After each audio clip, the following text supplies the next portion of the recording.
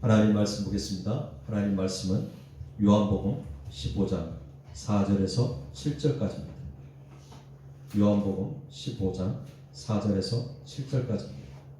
자, 찾으셨으면 한 목소리로 같이 봉독하겠습니다. 시작. 내 안에 거하라. 나도 너희 안에 거하리라. 가지가 포도나무에 붙어있지 아니하면 스스로 열매를 맺을 수 없음같이 너희도 내 안에 있지 아니하면 그러하리라. 나는 포도나무요 너희는 가지라.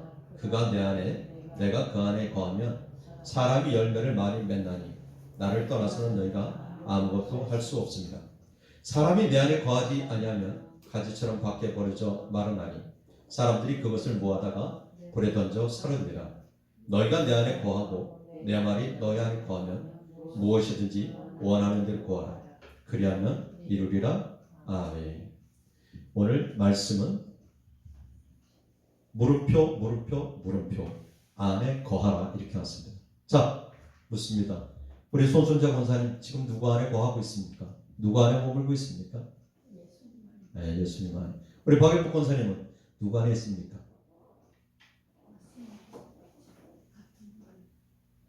말씀 안에. 네, 감사합니다.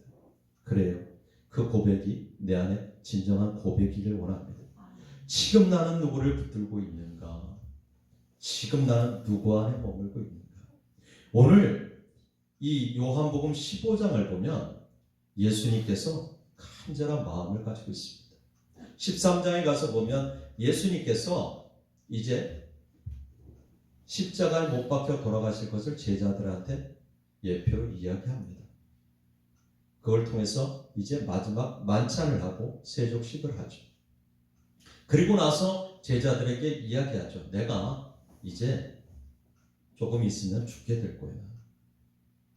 그러니까 너희들은 내가 없더라도 나를 생각하면서 굳건하게 살길 원해 라고 이야기하죠. 그러면서 이제 내가 떠나가도 성령을 너희에게 보내실 것이라고 이야기합니다. 그러면서 하는 말이 무엇이라고 오늘 이야기하냐면 예표를 들어서 얘기하죠. 포도나무 예를 들어서 이야기합니다.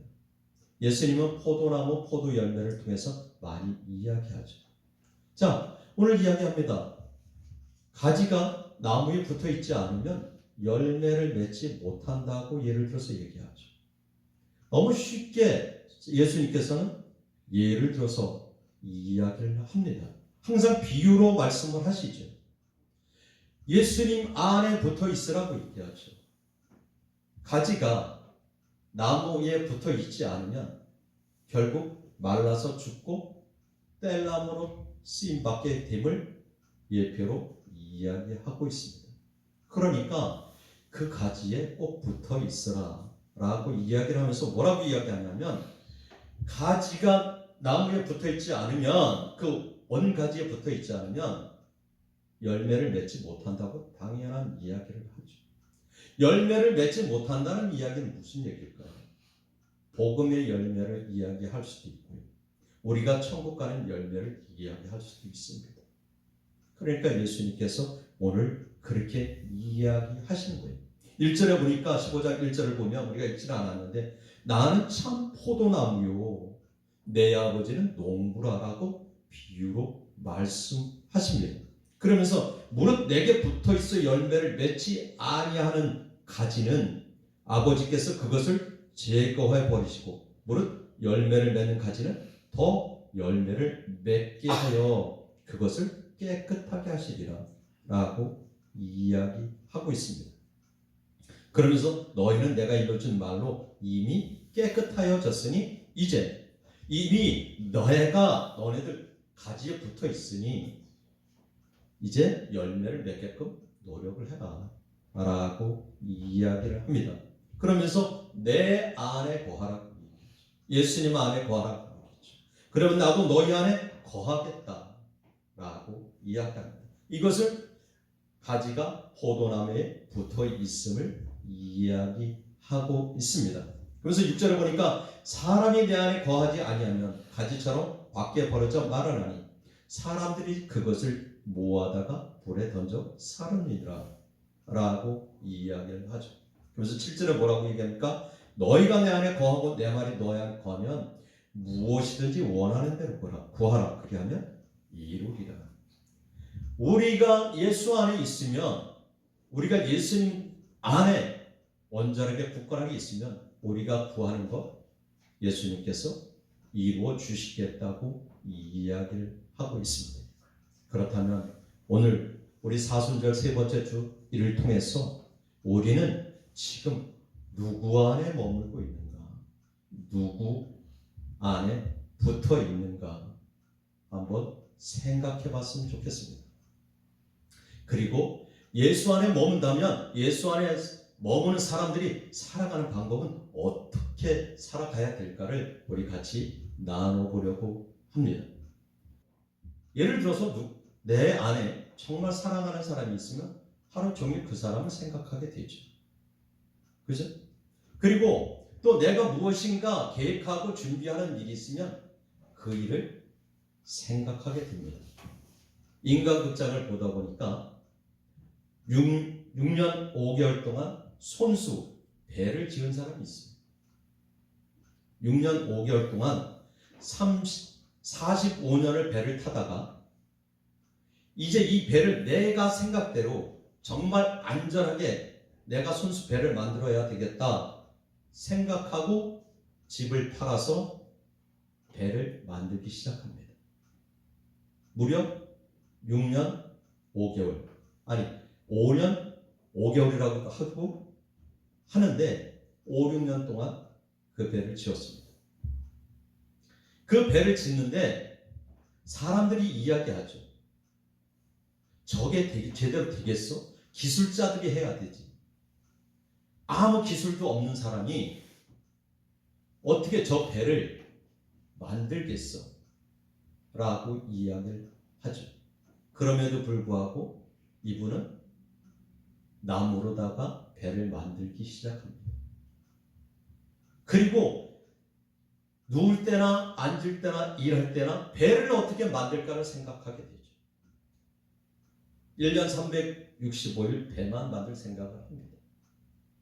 그렇게 만 5년 5개월이 지나서 배를 완성해서 바다에 띄우게 됩니다. 너무도 그게 인간극장에서 일부로 1편으로 해서 나오고 2편으로 해서 나오는데 그것이 알려지다 보니까 너무 존경스러워서 그분의 팬들이 생겼습니다. 어떻게 저렇게 기술도 없는 사람이 저 배를 만들 수 있는지 그 집념에 놀라워서 내가 팬이 되고 음식을 갖다 날려주고 인천시장이 찾아와서 진수식 할 때 축하해주고 수협회장이 와서 간간히 격려해주고 그럼에도 배를 만드는 공장의 사람들이 와서 안 된다고 이야기를 하죠. 그럼에도 불구하고 꿋꿋하게 해서 배를 띄웁니다. 그리고 배가 정말 안전한 모습으로 고기를 잡는 모습을 제가 보았습니다. 우리의 모습도 이러한 모습이 되어야 되겠죠. 그분은 배를 만드는 일에 집중했습니다. 그래서 결국 남들이 안 된다고 하는 그 배를 6년 동안 만들어서 바다에 띄우고 꽃게를 잡고 장어를 잡는 그런 모습을 보면서 우리는 하나님의 자녀로서 얼마만큼 하나님 안에 거하면서 하나님께 집중하고 살아가는지를 다시 한번 생각하게 됐다는 거죠. 그분은 배를 만드는 6년 동안 오로지 생각은 그 배 만드는 일에 또 금을 만드는 일에 있었습니다.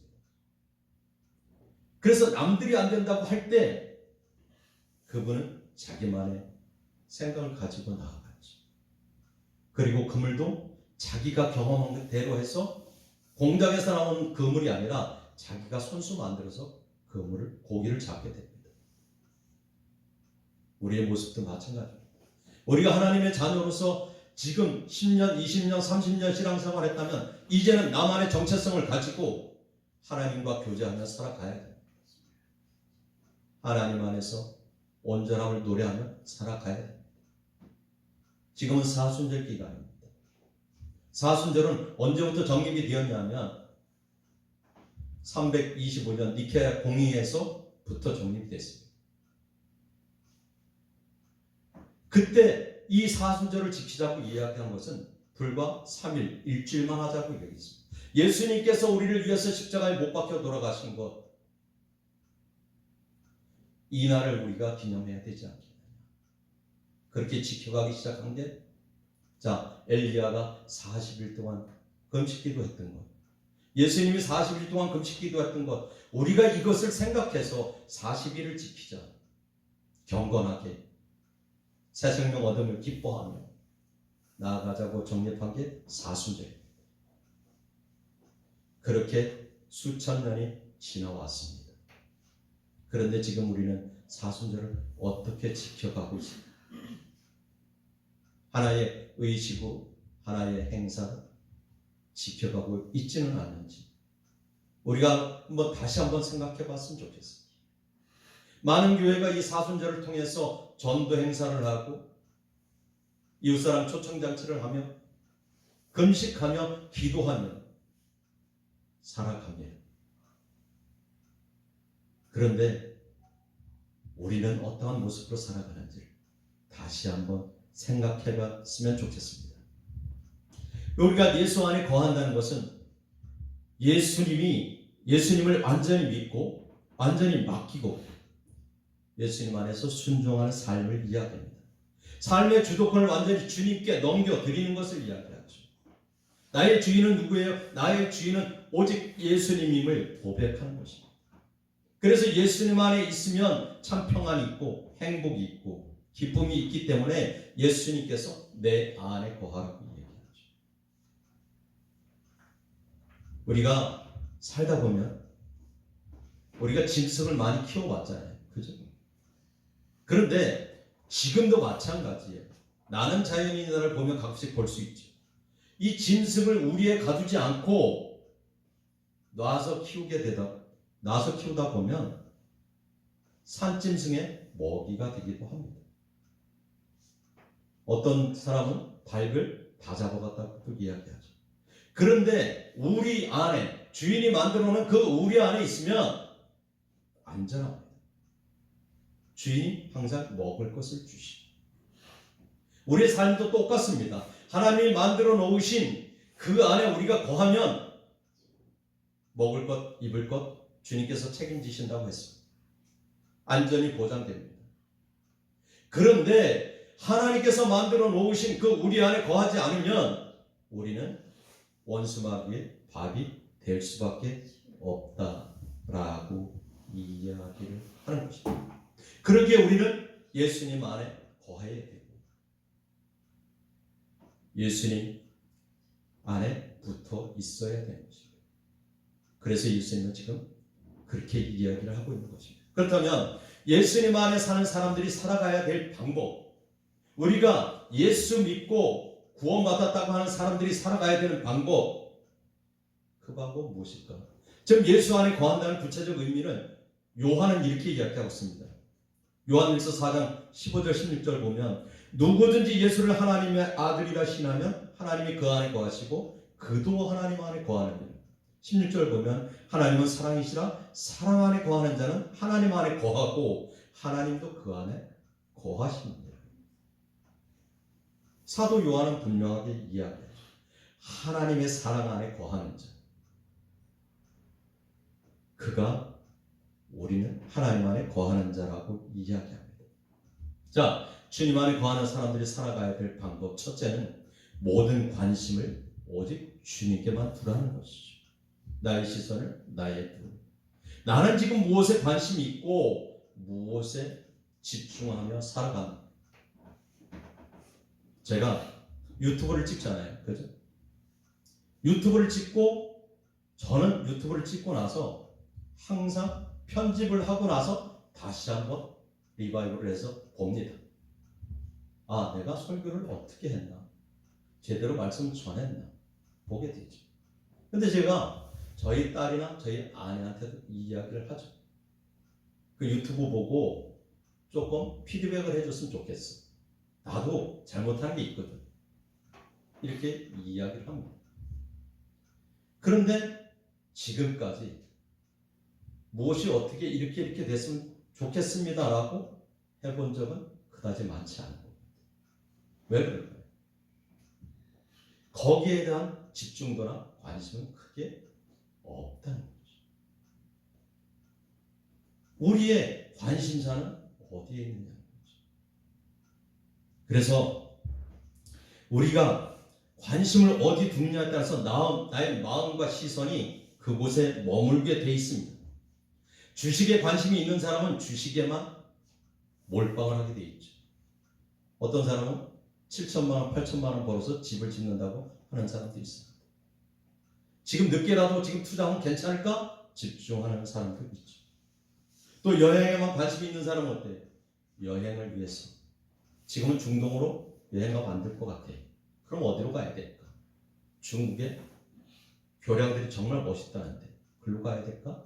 라고 생각을 하게 되죠. 우리의 마음이, 우리의 관심이 어디 있느냐에 따라서 우리가 생각하고 또 관심 가질 수밖에 없습니다. 우리 창세기 13장에 가서 보면 아브라함의 조카 롯은요, 무엇을 생각했을까요? 눈에 보이는 것, 잘 먹고 잘 사는 것 생각했습니다. 그래서 아브라함이 삼촌이 이야기합니다. 자, 우리가 사람이 너무 많으니까 우리가 이제 갈라져야 되겠다. 네가 먼저 골라. 선택권을 주죠. 롯은요, 어떻게? 자기가 보기에 좋은 땅, 그 땅을 골랐습니다. 그곳이 소돔과 고모라의 땅입니다. 고르고 난 다음에 나머지를 아브라함이 골랐죠. 자, 우리가 사사기 가서 사사기 16장에 가서 보면 또 누구를 볼 수 있나요? 삼손을 볼 수 있습니다. 삼손의 사사기에서 삼손이 감히 무려 3장이나 이야기를 합니다.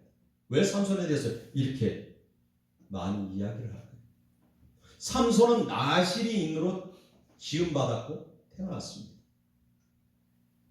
그래서 머리에 삭도도 대지 말고 여자도 가까이 하지 말아야 되는 삶이죠. 그럼에도 불구하고 눈에 보기에 좋은 대로 자기 감정이 가는 대로 막 살아왔던 인생입니다. 블레셋은 이스라엘의 적군입니다. 적대적인 관계를 가지고 있죠. 그럼에도 블레셋 여인을 사랑해서 부모가 안 된다고 하는데도 그 여자를 내 아내로 삼아야 되겠다고 이야기하죠. 그리고 그 아내를 자기 아내로 삼아서 보니까 살아보니까 별 재미없어요. 버려버리죠. 그리고 다시 먹고 마시고 즐기다가 만나지 말아야 될 사람 만납니다. 누굴 만납니까? 드릴라를 만나죠. 그 미모에 그 간사함에 빠진 거예요. 결국은 그 드릴라로 인해서 자기 힘의 원천이 어딘지를 하나님의 비밀의 그 모습을 드러내고 맙니다. 그리고 두 눈이 뽑히게 되죠. 우리가 눈에 보기에 좋은 대로 마음이 가는 대로 세상 것을 쫓아 살면 이렇게 될 수밖에 없어요. 그런데 하나님의 말씀에 의지해서 살았던 다윗의 모습은 어떤가요? 다윗은 그 고난 속에서도 10년 동안 도망자 생활을 하면서도 하나님을 보고 살았기에, 하나님을 의지하고 살았기에 내 마음에 합한 자라고 이야기를 합니다. 우리가 이사야 5장 12절을 한번 보겠습니다. 같이 읽습니다. 시작. 그들이 연회에는 비파와 수금과 비파와 소고와 피리와 포도주를 갖추었어도 여호와께서 행하시는 일에 관심을 두지 아니하며 그의 손으로 하신 일을 보지 아니합니다. 하나님은 지금 이사야 선지자를 통해서 이렇게 얘기해요. 그들이 연회에는 먹고 마시는데 다 준비됐어요. 수금도 준비됐고 비파도 준비됐고 소고도 준비됐습니다. 피리 포도주도 다 갖췄어요. 이걸 가지고 하나님을 찬양해야 되죠. 시편에 보면 수금과 비파로 여호와를 찬양하라. 소가 피와 퉁소로 여호와를 찬양하라고 해요. 그런데 하나님이 주신 하나님을 찬양해야 될 이것을 가지고 세상을 노래하는 겁니다. 여호와께서 행하시는 일은 전혀 관심 없어요. 그의 손으로 하신 일을 생각하지도 않아요. 그리고 먹고 마시고 즐기는 일에만 관심을 두고 살아갑니다. 이런 사람은 하나님께 속한 자가 아니라 원가지에 붙어있는 원나무에 붙어있는 가지가 아니라 가지가 잘리어져 불쏘시개가 될 수밖에 없는 것을 이야기하고 있습니다. 자, 두 번째는요. 우리 마음은 어디로 향하고 있냐는 거죠. 우리 마음은 지금 어디로 향하고 있습니다. 비슷한 얘기죠. 우리가 생각하는 대로 마음이 향하고 있습니다. 마음과 생각은요. 한 세트로 움직이죠. 내가 마음 먹은 대로 생각하게 되고 내가 생각한 대로 마음은 움직여 갑니다. 그래서 생각하고 마음 먹은 대로 내 몸은 따라가게 돼 있죠. 그렇다면 우리는 어떤 마음으로 어떤 생각으로 살아가시냐는 거죠. 우리 잘 아는 말씀 있잖아요. 창세기 5장 6장 5절 보면 같이 읽습니다. 여호와께서 사람이 죄악이 세상에 가득함과 그의 마음으로 생각하는 모든 계획이 항상 악할 뿐임을 보시고 이렇게. 하나님께서 그렇게 얘기해요. 죄악이 왜 가득하냐면 그의 마음으로 생각하는 것이 항상 악하다는 거예요. 여기서 악하다는 얘기는요. 하나님을 떠난 삶이에요. 하나님을 거부하는 삶입니다. 우리가 열왕기에 가서 보고 역대상에 가서 보면 많은 왕들이 하나님을 떠난 삶을 살아갑니다. 특별히 하나님께서 은혜 주셔서 10부족을 가지고 한 나라를 세웠던 여로보암 왕을 가지고 그렇게 얘기합니다. 그의 악한 모습대로, 그의 악한 모습 때문에 이렇게. 왜? 하나님을 버리고 우상의 제단을 만들어놔서 그렇습니다. 그리고 그 우상을 섬기게 했기 때문에 악한 모습이라고 얘기하죠. 우리가 악한 모습은 하나님의 뜻대로 살아가지 못하는 거예요. 세상 것에 관심 두고 살아가는 거예요. 먼저 시간에도 우리가 설교 시간에 나왔지만 물론 악한 모습이 사람을 죽이고 사람한테 못된 듯한 거 악한 모습이 있었어요. 그러나 하나님 보시기에 악한 모습은 뭐예요? 하나님을 떠난 삶이에요. 그 안에 하나님이 없는 삶입니다. 그래서 악한 모습이라고 얘기하죠. 자, 시편 7편 9절 이렇게 얘기해요. 하나님이 사람의 마음과 양심을 감찰한다고 다윗은 고백하죠. 하나님께서 그 마음 다 알고 계셔요. 그 양심도 다 알고 계셔요. 그런데 버려두고 계시는 거예요. 스스로 알아서 돌아오길 원하시는 거죠. 그런데 스스로 안 돌아오는 거죠. 그러면서 시편 14편 1절에 보니까 이렇게 얘기했죠. 어리석은 사람은 그의 마음이 이르기를 하나님이 없도다. 하나님이 없다고 얘기해요. 그 마음에 아예 하나님이 없다고 고백을 하는 거예요. 이런 모습이 우리의 모습이라고 이야기합니다. 그래서 우리가 너무 잘 아는 말씀이 있잖아요. 잠언 4장 23절에 뭐라고 얘기합니까? 뭐를 지킬 만한 것 중에 너의 마음 지키라고 얘기해요. 왜 잠언 기자는 이렇게 지킬 만한 것 중에 너의 마음을 지키라고 얘기할까요? 생명의 근원이 이에서 나기 때문에 그래요. 그런데 삼손은 그 마음을 지키지 못했어요. 잠언 6장 25절에 분명하게 얘기하죠. 내 마음에 그 아름다움을 탐하지 말며 그 눈꺼풀에 흘리지 말라고 얘기해요. 그런데 삼손은 그리하지 못했다는 거죠. 잠언 7장 25절을 보면 내 마음이 음녀의 길로 치우치지 말며 그 길에 미혹되지 말라. 내 마음이 음녀라는 것은 물론 음란한 여자를 이야기할 수도 있지만 이방신들을 이야기합니다. 예수 믿지 않고 다른 신을 섬기는 사람, 우상을 섬기는 거 많이 유혹하잖아요. 종교는 다 똑같아. 와가지고 무슨 예수 믿는다고 절하고 왜 별나게 구냐? 참 종교는 다 똑같잖아. 종교다원주의를 외치는 사람들 많이 있지. 우리는 평화를 얘기하자는 거야. 믿는 사람들은 다 똑같잖아. 불교를 믿으나 원불교를 믿으나 다 평화르잖아. 근데 왜 이렇게 유별나게 하는데? 이게 의미예요, 이게. 그러면 나도 모르게 거기에 빠져들 수밖에 없다는 거예요. 그러니까 우리의 모습이 어디로 가고 있냐는 거죠. 그래서